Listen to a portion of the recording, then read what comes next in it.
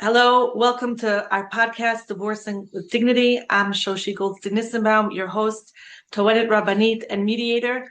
And today we have a super special guest, Henchy Cohen, who's going to tell us about herself. Um, I heard her amazing podcast, which is referenced below, so you can get the full story and meaningful people.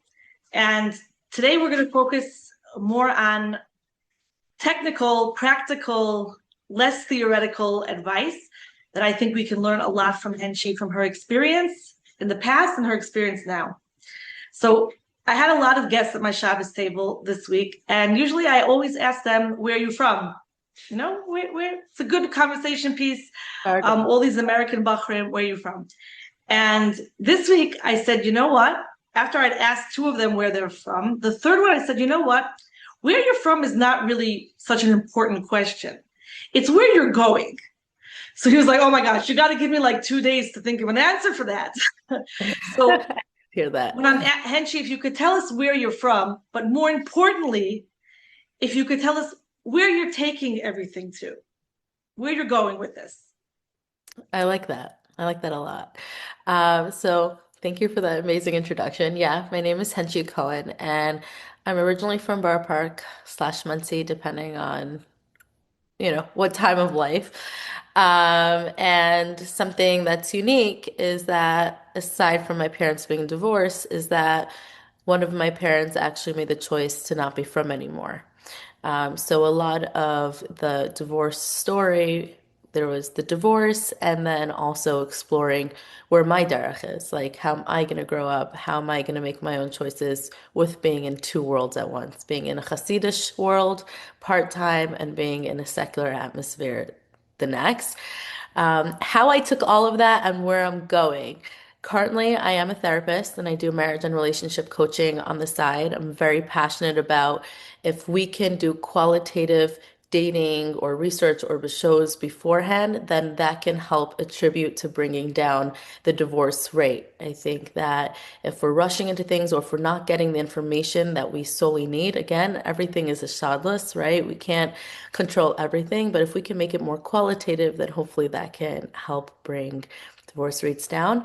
And also, me and a friend of mine are actually starting an organization for anyone who feels like they can relate to my story of being in two worlds.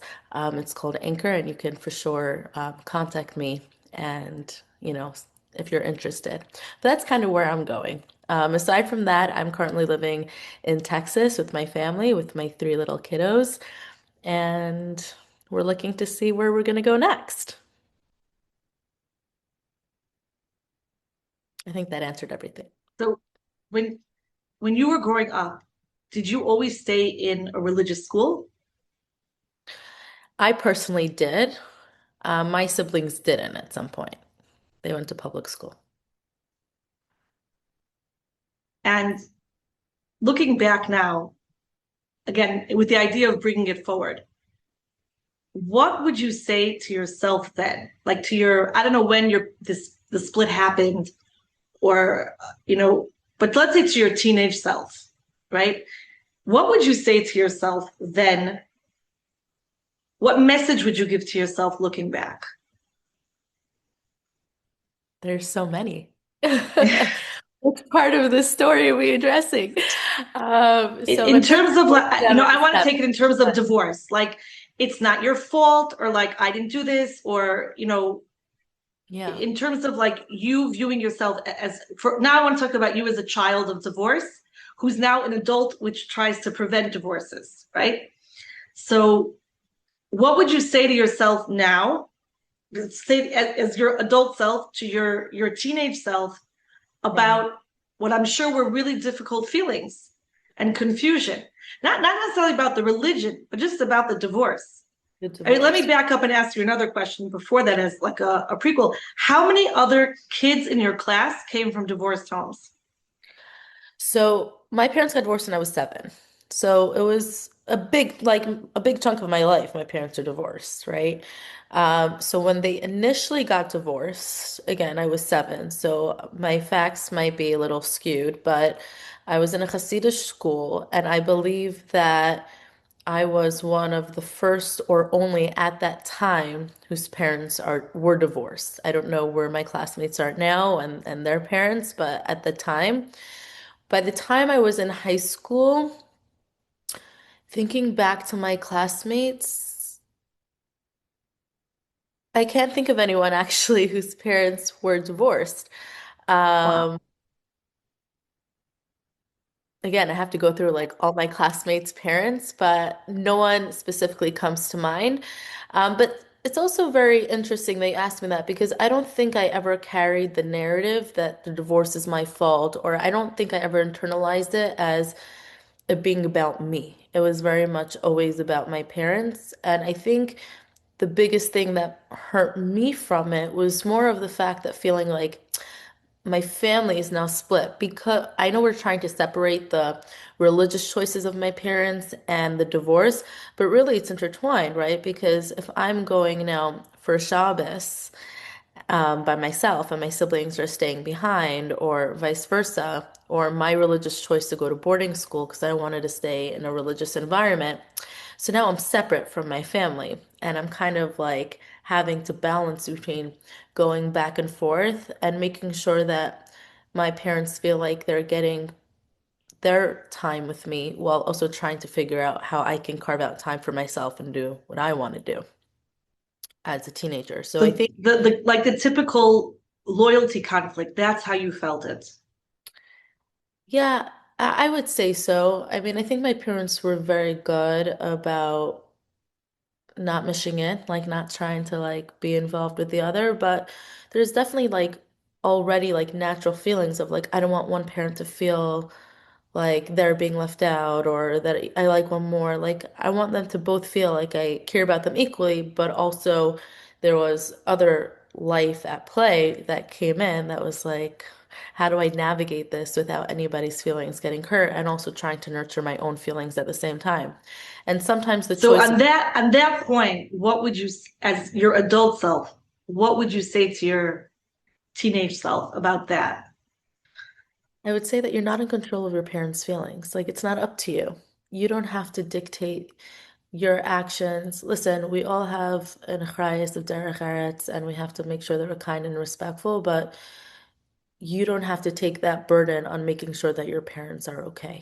It's hard to see when your parents are not doing okay and when they're hurt, but we can't carry that. That's something that they have to explore and they have to work on and they have to grow, but it's not my responsibility because I think that carried a lot of weight. Like I felt like I was in control of their feelings. And what gaiva is that I can control my parent emotions, but that carried a lot of weight. Was it like in a parentified way? Like you felt parentified from your, it sounds like from yourself, not from your parents, but I probably was born parentified. are Like you the I was oldest? the oldest. I was very independent, stubborn in the best and worst ways, and very much stepped up the plate, even, probably even before. Like my mother always tells me, like when I was a baby, like I was already doing what I wanted to do. You know what I'm saying? So like Yeah. for sure, from a parentified space of, wanting to protect everybody, wanting to take care of everybody, and feeling like I had to like step up. Yeah. Wow.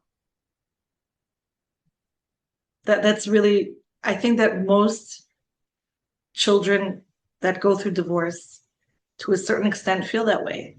And they have to come to terms with that because even though their parents might not ask them for it, consciously or subconsciously, they care very deeply about their parents.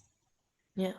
And it prompts them to develop what is a very popular word now, and often misunderstood as codependent tendencies, Yeah. where they want to just, in a search for control, to control their environment, to not, feel take on their parents' feelings of sorrow or depression or longing, that Yeah. they, instead of mirroring it, they try to just take charge and take Try to on solve extra the problem. responsibility Try to and try to make it go away. yeah, fix it. Yeah. Um, And that's not a bad thing, like, by the way, right? Like, it's just natural instincts that we've created for ourselves so that we can navigate it, right? Like, I think when people hear parentified or they hear all these terms of like what divorce happens, like divorce exists in the world. I mean, it's a mitzvah in the Torah for a reason, for the right reason, right? Now, how a child copes through the divorce, they're gonna pick up on different skills or pick up on different instinctive things that they need to do to make themselves feel safe. And that's not a bad thing. It's serving a purpose. It's serving a purpose to make them feel safe. And if it can help them become an adult and to continue to be self-aware and in tune and realize where they need to maybe turn to therapy or where they need to turn to like healing. But to get through a challenging situation, we all need tools and skills. And if I think for a lot of kids, that independence, that self-assurance, that trying to take care of their environment, that makes them feel secure to somewhat. So it's really serving a purpose. Is it ideal? For sure not. But you're just navigating the best that you can, just like anybody else. So like anybody that would say, how could you do this? Like you got divorced, like how can you make your kid do that? It could even be nothing that the parent is doing and something that the child is fully coming up by themselves so that they can cope and navigate the situation until they're old enough for their brain to catch up with what's going on to process it all. What would you say to parents? What would be a good piece of advice to divorcing parents to make sure that their children aren't taking on too much emotionally? Right? So I just want to say as a disclaimer, I think it takes a lot of emotional healing, self-awareness, and strength to even have the mindset to kind of balance everything, especially if the divorce is fresh versus if it's over a Right. few years. To definitely have that in mind and not expect perfection and you're human to make mistakes. But in terms of the best advice I think I can give is people like saying honesty is the best policy. I like transparency at the level that's appropriate. Your kid doesn't need to be involved and know everything. Nurture their emotional space by being more curious. Like, how are you feeling? I know this could be hard. Don't offer more details that are not being asked. It, it's not necessary. What it happens is they just now carry the pain that you're carrying into them. And something that I mentioned in an article that I recently wrote or in the podcast, I can't remember, is that a child sees their parents through their eyes, right? I'm going to see mommy, abba, or tati as the parent who loves me. Again, in a healthy situation where the parents are, giving their child everything they need. You're going to see them through the lens of love. And now when a parent comes and now is disclosing information that is really between the parents, right? The divorce is usually not about the kid. Now they're going to have to start seeing their other parent through the lens that you're giving them. And that really is painful to the child because the child would happily go, fine, you're divorced, but I love mommy and abba, I love mommy and tati, whatever it is. But by you bringing in information that's unnecessary, you're bringing in a lot more emotional stress, a lot more friction, a lot more confusion as to, wait, okay, so if mommy or abba is hurting each other, then how can I love mommy and abba? Because I can't love somebody who doesn't hurt me. And that distinction is very important. That the divorce is between the two of you. Don't bring your child into the narrative that you have about your ex because they're not going to have the same narrative. Again, assuming that the scenario, both parents are healthy and really want the best well-being for their child, not in a specific unhealthiness. Let's go to when they're not healthy, right? Because I have this question all the time. When you have one parent who is diagnosed with a pretty serious mental illness, like real borderline personality disorder, not like, oh, she's borderline, he's borderline, like, oh, he's a narcissist. I'm saying like a psychiatrist has diagnosed them with a personality disorder. They've been they've been to some therapy. It hasn't really helped. And it's borderline abusive. I don't want to say, let's not go into the severe cases. It's borderline abusive. What do I mean by borderline abusive? Meaning, if we want to define abuse as a use of power to control and manipulate somebody else, so there's a certain amount of nastiness or anger which is used, again, borderline, not the full blown picture. How should a parent explain to the children who, let's say, don't want to go? I don't want to go to mommy's house. I don't want to go to Tati's house. I understand why you don't want to go because I don't want to go either, right? And yeah, sometimes mommy is really not nice. It's true. It's a fact. Mommy is out to lunch, or Tati is out to lunch. Abba, Abba drinks too much. He's not drunk, but he drinks too much. There's that borderline like place where it's really difficult because there's going to be joint custody. Because I mean, I know in Israel, it's almost always joint custody unless you can prove otherwise, right? So, for example, I have a client who I don't want to go too into detail, but the father, he's just a nasty person. I'll give you an example of how nasty he is, right? They're still all living together, and the refrigerator broke. Okay, they're very poor. They have no money. He has a refrigerator, a mini fridge in his office, right? The woman, my client, asked him, please, until we can find a new second-hand refrigerator, can you bring home the mini fridge so we can have milk? And he's no. And not only did no, but he purposely donated it to the shul near his house. So their mini fridges in the shul. They went a week without a refrigerator, right? So you can't say, could you say that's abusive? Maybe, I don't know, right? Legally, I'm a legal person. So legally, that's not abuse, right? Maybe it's a form of neglect. Maybe we could like pin something on him, but he's not going to get his kids taken away for that, right? So how does she, the kids say, I don't want to go to Abba's house, right? I don't like Abba. What is she supposed to say? She's never said anything against it, but now the kids, now that they're divorced and they've seen his horrible behavior towards the whole family, what's she supposed to say? I think it's very painful when you have a situation where your child has to go to visitation. You know that they're not going to be happy. And there's a sense of betrayal also maybe in the child of like, why is mommy making me go someplace that is not, that's hurtful, right? Emotionally, but it's out of your hands. And honestly, at that point, and again, general advice should not be copy and pasted for everyone, but I think in this, Absolutely. I think that the best and only thing we can do for a child is to make sure they have all the tools that they need so that they can make a space for themselves where they can feel emotionally safe while they're there. If that means that, depending on the age, right? If that means taking their favorite teddy bear and their blanket and knowing that when they feel overwhelmed, sad, or angry, they can call mommy and just go to the room, or if music is their calmness, right? Depending on the age, you can expand a bit more. So let's say you have a 12-year-old, you can be like, I know it's very hard.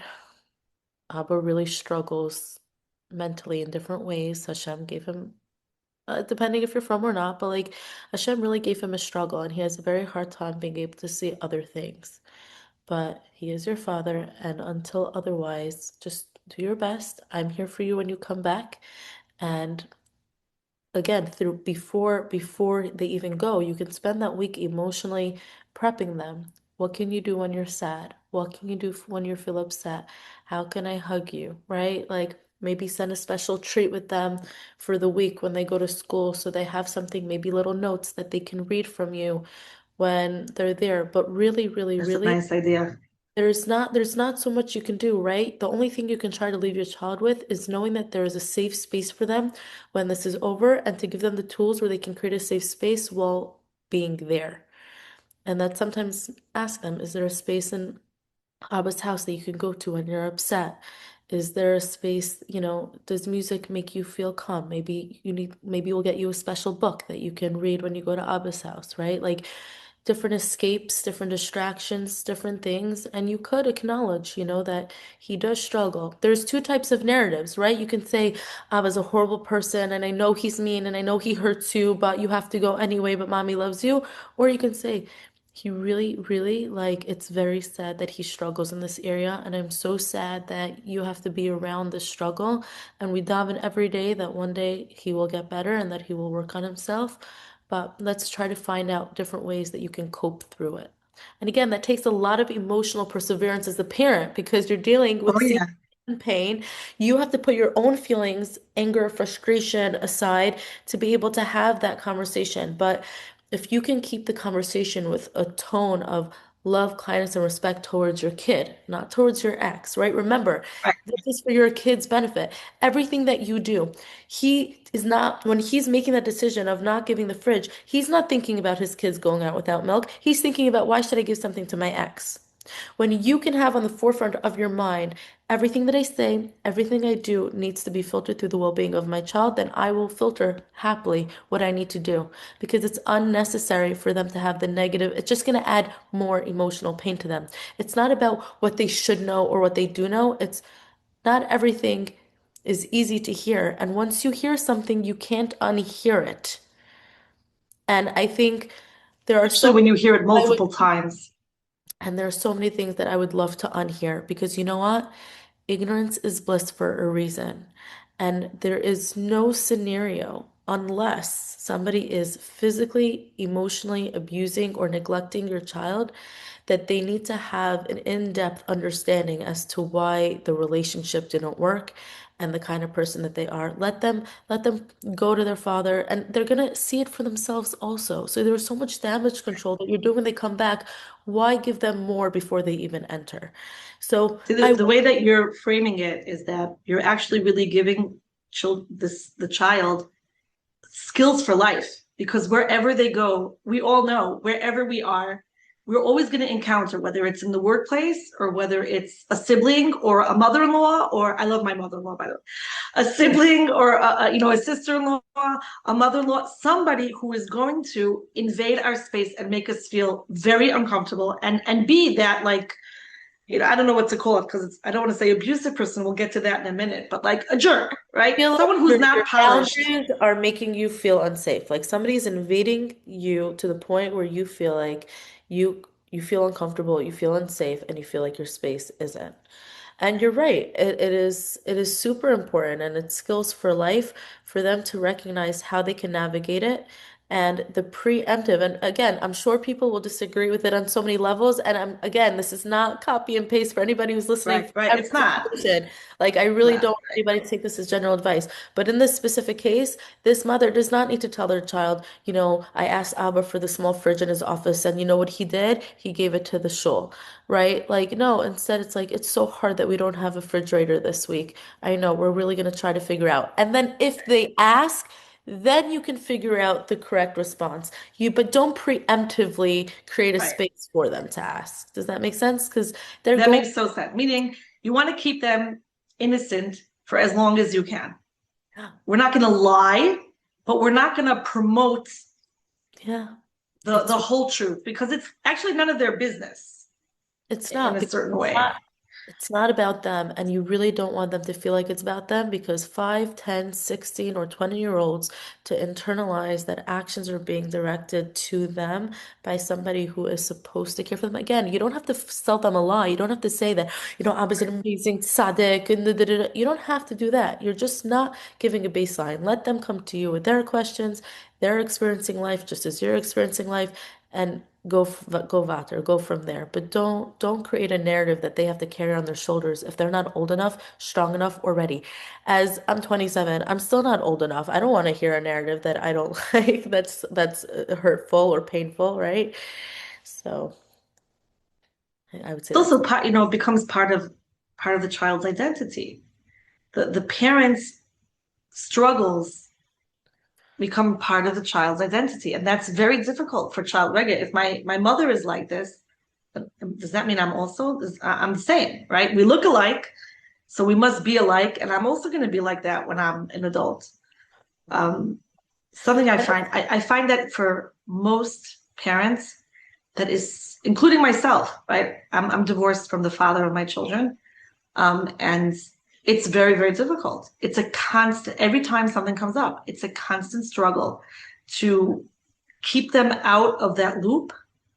But at the same time, I don't want to sell them Lakshan, like I don't want to and sell them you don't some have kind of to. fake story.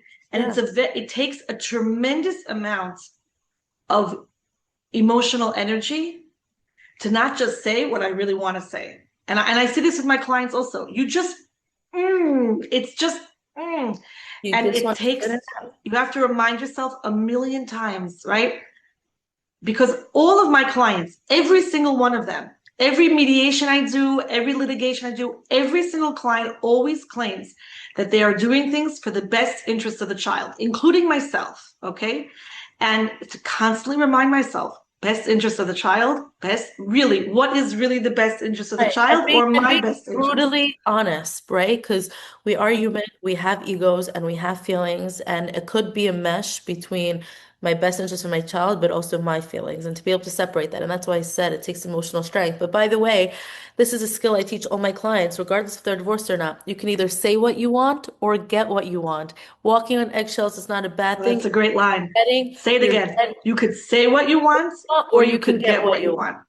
Right? Because That's you can't great. get both. And walking on eggshells is not about you having to suppress yourself or who you are. Walking on eggshells means you're filtering out what the core message is and leaving all of the extras to the side. Because what happens is people get lost in the extras and they lose out the core message. So if you're yelling, then people are not getting why you're upset. They just feel attacked from that energy. So what I tell people in the beginning is go to the bathroom, look in the mirror, spit out everything you want to say, pretend they're right in front of you, and literally vomit. And when you're done, think about what was the core line that you felt was the most important out of everything that you just said. And now you can repeat it calmly because you don't feel like the words are sitting on your tongue to come out because you already got it out. They need to get out, but you want it to get out in a safe space where it's not Right. going to And come. sometimes you need a paid friend or a therapist to get that out. Yeah, sure. And sometimes writing it down. That, by the way, that was a tool that when I started using this like spit it out method at I think at 16 years old, and I'm telling you, was a game changer for my relationships. Like aside from the divorce, I'm a very stubborn person. Me and my mother are similar, like, with all of my relationships, and to be able to have a space to just vomit what I want to say and take out the core message. It transformed our relationship because we're no longer getting triggered by extra words that really are not necessary. We were able to focus on what we needed instead. And to just bring it back, when you can ask yourself a question of, is this going to make my child feel loved or is this going to make my child feel hurt? And usually, when you ask yourself that question, you're able to reframe because it's harder to think about reframing towards your ex, but it's much easier to reframe towards your child. And again, that sometimes might consist of you having to hold yourself back, it might consist of you biting your tongue, it might consist of you having to, again, we're not selling luxury, we're not creating illusion, but it might make you feel like whatever, I just want them to see the truth, that mommy's not trying to hold them back, whatever it is, because really, who's the parent that gets all of it? The parent that actually is trying to do the right thing, right? The That's the one healthy parent always bears the brunt, and that that's bears the really brunt. hard Yeah, and that's because it's so much harder also to keep all of these right, methods up because what do you mean? Why does he get all of this seeming love and attention? And the truth of the matter is that because you're the healthy parent, we feel safe enough to relay our frustrations at you instead of safe enough to share the frustrations towards the parent, right? My frustration over XYZ not being there for me, so now I'm going to shift that towards her because I can't explain that to him, but I can explain that to her, right? And again, not talking about my situation, but more of like a right. hypotheticals. We're shifting, and to just and it's hard to internalize that as love, but you're doing something right if your kid is expressing their frustration at you.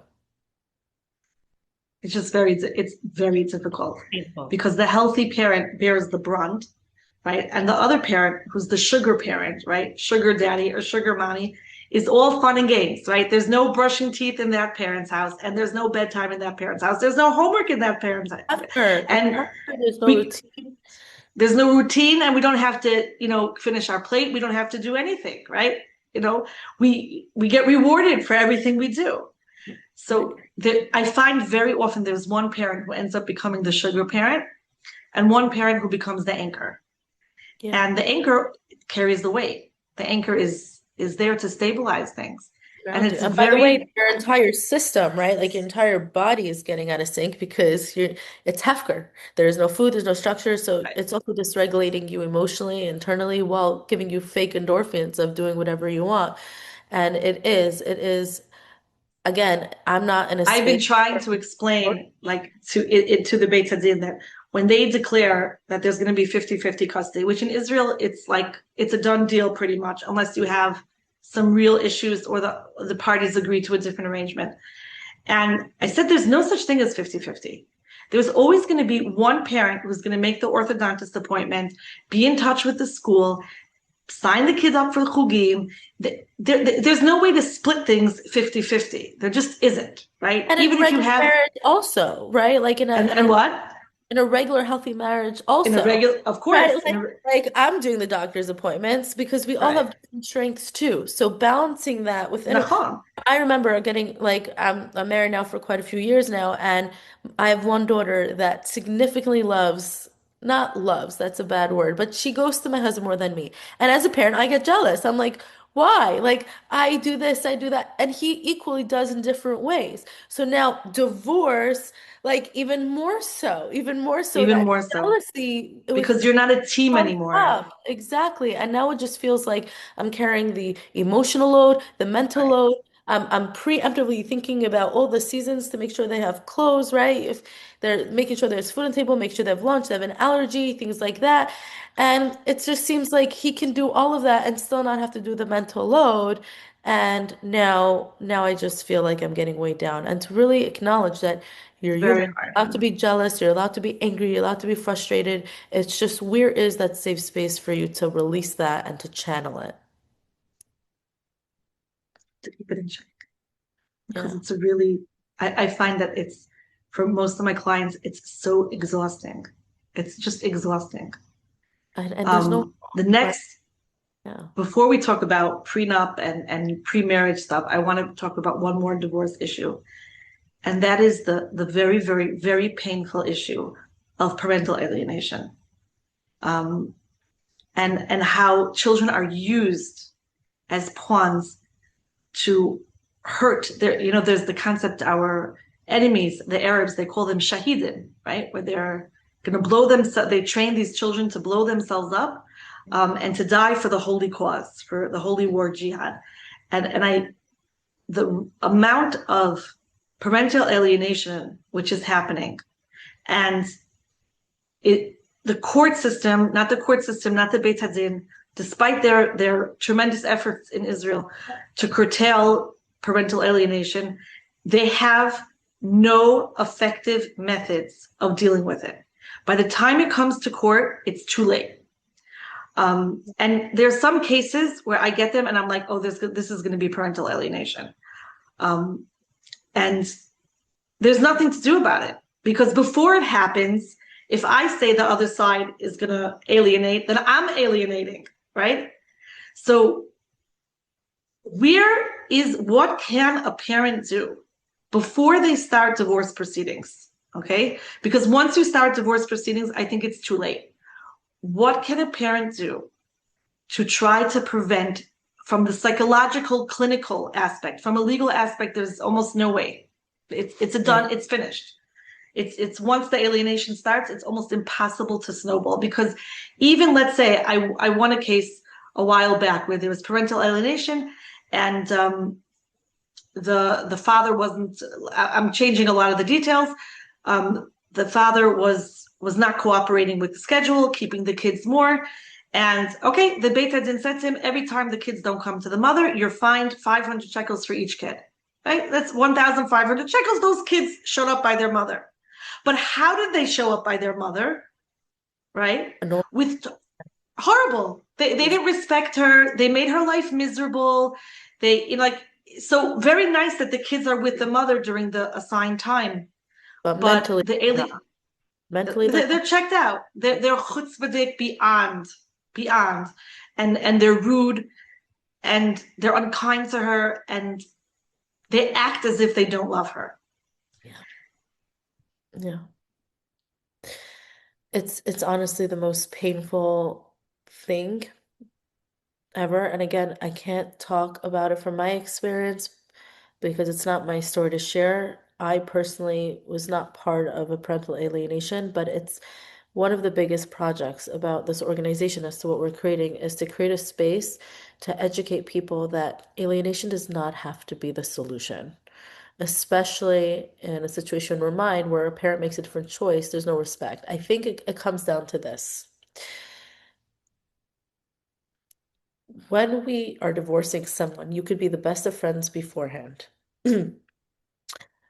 But another side of us comes out when we're getting divorced. It's kind of like a softer version would be, you know, when we get engaged and the parents are all friendly to each other, and then you start talking about money about the chasana. It's not your real mother-in-law. It's not your real mother. There's a side of them that doesn't get shown ever. And I tell my clients, you're only going to meet your mother-in-law after the wedding. That's who your mother-in-law is. Don't look at who's before, especially if you're dealing with finances one-on-one.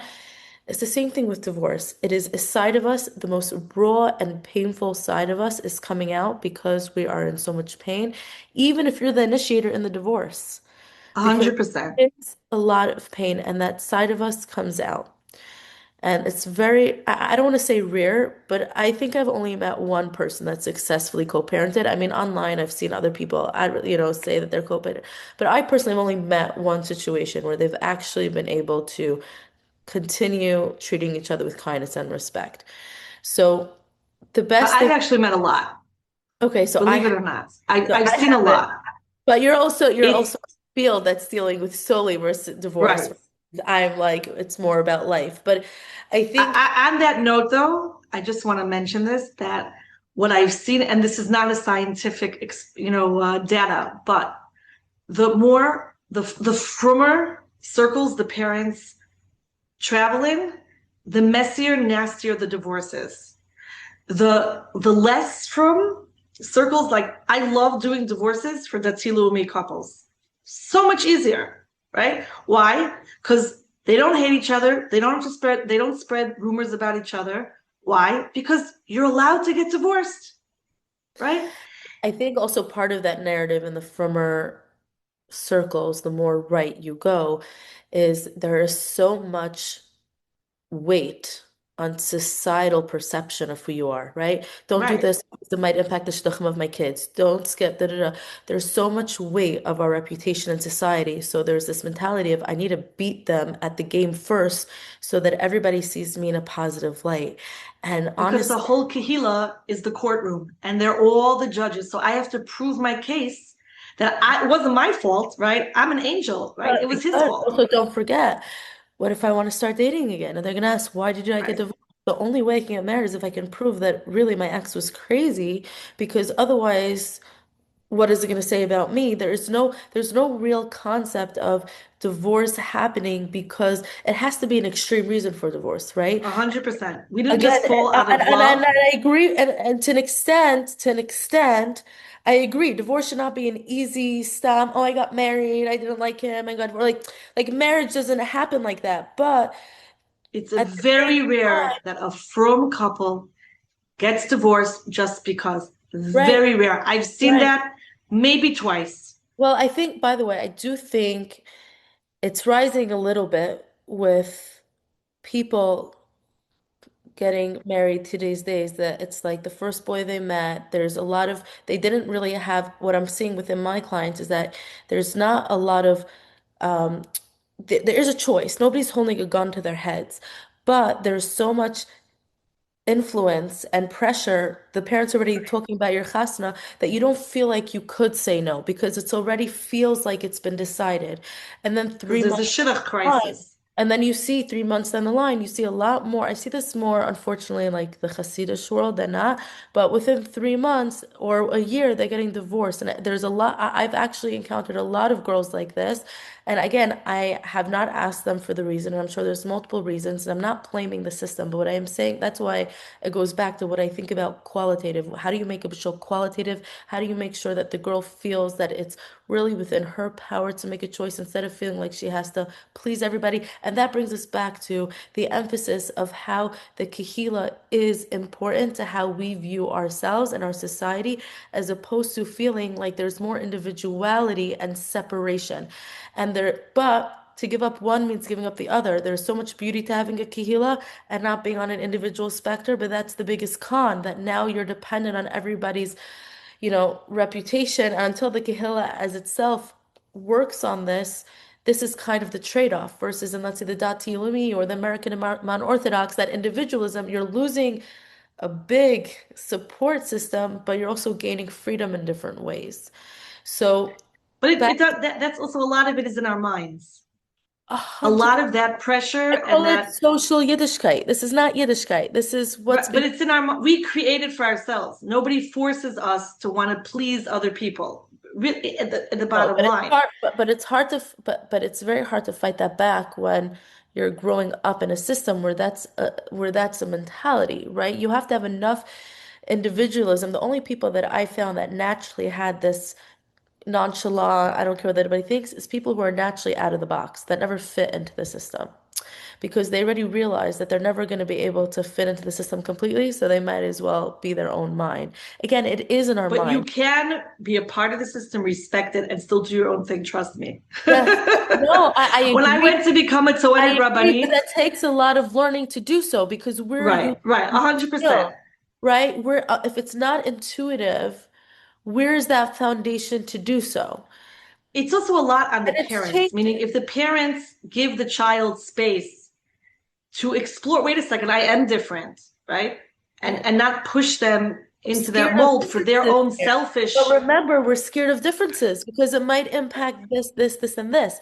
I agree with There's you. a I've met a lot of people who are able to be part of the system and still stick to their individuality. But they all share that it is hard because, in some senses, again, I may not care overall what the killer thinks, I'm doing my own thing, but that also required a lot of throughout their life feeling like they're not part of it.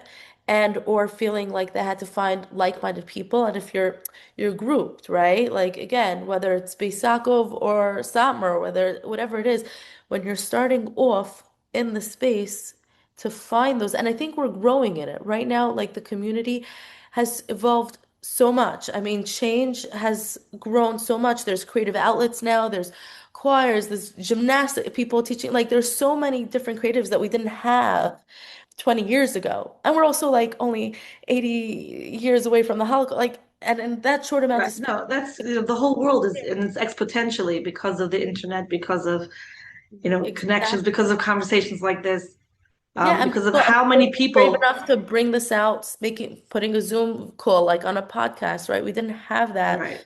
back then. But back to your original question about what a parent can do about alienation. I think the first thing foremost, it really does require reminding yourself what is best for your child, because the minute you put your the other person, the ex, in a negative light, you're creating seeds of distrust in the child to that parent. And that takes a lot of strength and self-awareness. Number two, I do think that sometimes it's unavoidable and it's a journey that the child and parent must take. And if people are growth oriented enough to work on themselves to heal, there is a reconciliation. And this is not a story I can go too deeply into because it's not my own, but my siblings didn't talk to my father for almost 10 years. Wow. And now they're coming to family Shabbatons, they're spending Yom Tif with us. Again, I can't tell you what changed for them.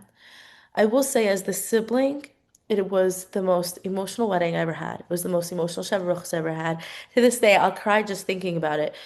Sukkot, I had everybody here. Yontif, my bris, not having to worry about if both my parents are gonna be in the same room. But it requires sometimes time is important to alienation, but it doesn't mean it's an end all. There's always hope as long as somebody is willing to work on themselves and grow and reflect as to what can I do to be a better individual. Because alienation, yes, in some stories and a lot of stories, there's manipulation on one end, but eventually that child is going to grow up and have a mind of their own. And that waiting period is hard. But if you spend that time making sure that you still send messages, I tell parents, they may not read it, they may delete it. But if you keep sending that message, then when that child has become self-aware enough to work on themselves, they can't say that you never tried showing up. They got a message from you once a week. Good Shabbos. There was that little thing. If that's all you can do, and if they block your number and they whatever, you write letters. And it's, by the way, that's mostly draining also to keep doing an action without or result without receiving. But if the One of reflection, my clients told me that he opened an email address for each of his children and he writes them letters every week. He hasn't been in contact with them for a long time because of his ex poisoned the well. And he says he's like, I know when they're 18 or whenever they're gonna end up gaining access to this, they're gonna see that I was all the longing and all the effort and all how much I kept track of them. I was in touch with their teachers. I was watching them from afar. And I said to this client, I said, you should just know that you're the person who is going to bring Mashiach because many of Jews are alienated from our Father in heaven. You know Hashem's pain. You know yeah, how Hashem just wants us and is writing us letters and is sending us gifts and is sending us messages. And your tefillos are what is going to bring the Mashiach because you are so close to the pain of the Shekhinah. right. And I want to make And it it clear. didn't really comfort him, but it's I really think it's a truth. Like this is somebody who really a parent who's alienated experiences the pain of gullus. And it's probably not going to comfort him until he sees the receiving end, right? And that may not happen. And I want to make it clear just for the audience that in my story, Baruch Hashem, there was no manipulation on one end. But when it comes to alienation, what can be prevented is, again, I think it comes down to this basic question each parent can ask themselves if they're self-aware enough and healthy to do so.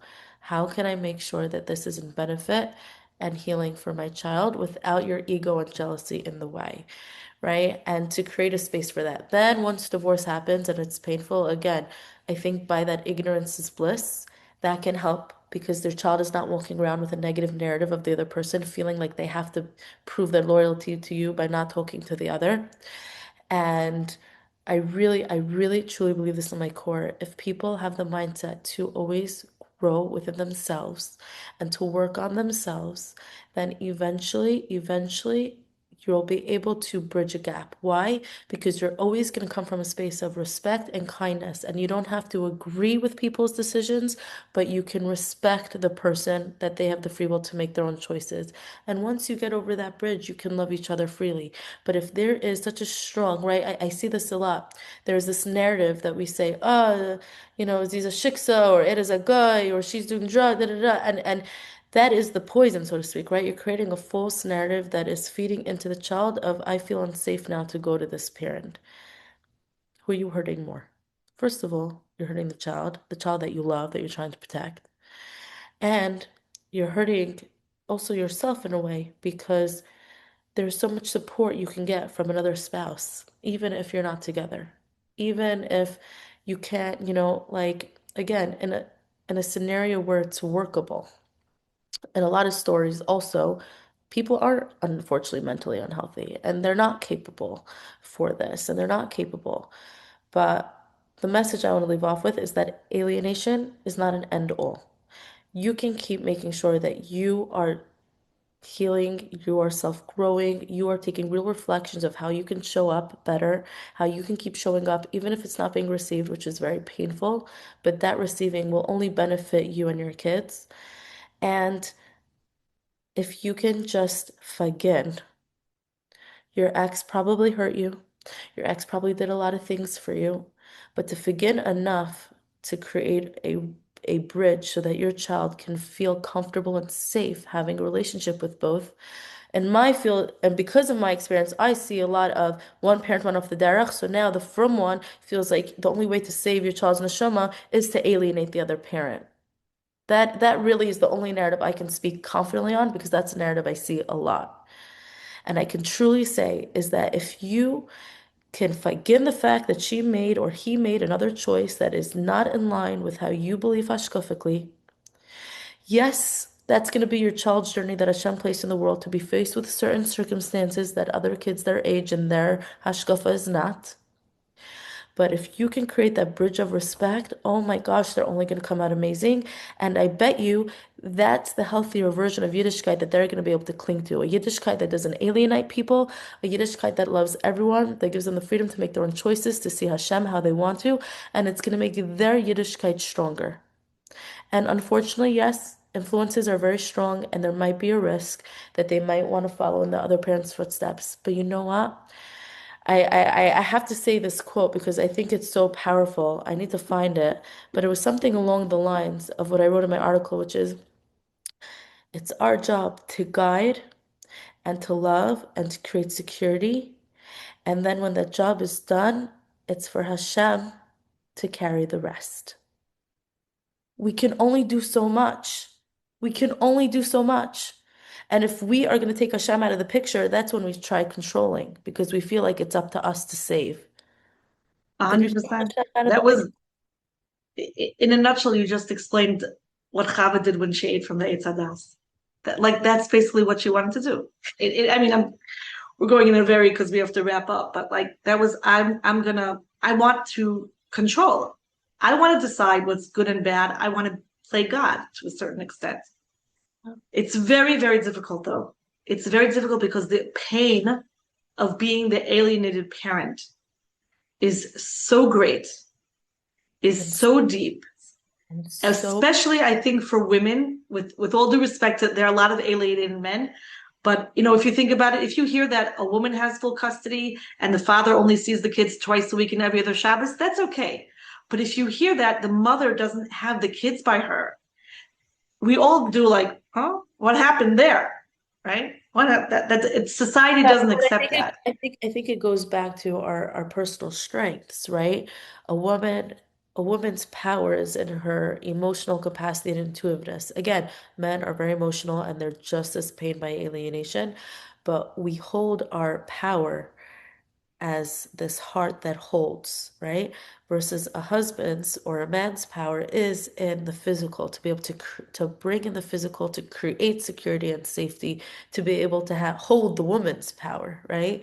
So when we take a child away from a mother, you're ripping her heart out because now she can't express that power and that giving, right? We held this for 9 months, we gave birth, we held, and now who are we holding? And that's for any pain of losing any kind of child. And Hashem should, make sure that nobody ever has to experience this. And again, we're not disvaluing a man's pain, but I think that's why we go into why is that? Why does she not have custody versus a man being able to be like, okay, like he can handle 2 visits for 4 hours, not because he doesn't want more, because his power is not in the essence of holding, I think. This was very, very, very enlightening conversation. I think I'm going to have to ask you to come back for part two because we didn't even get to Great. talk about the Yeah. prenup and pre-marriage and preparing oneself for marriage. So Bezrat Hashem, in part two, Yeah. we'll put the link here for Anchor and how to contact you for people. I think that you'll Bezrat Hashem going to touch a lot of lives with Anchor and bringing it on a global level and helping people navigate this really difficult period in their lives. Thank you so much for joining me. This was a great conversation. Thank you so much. For having me. Have a great week. Shvuah tov.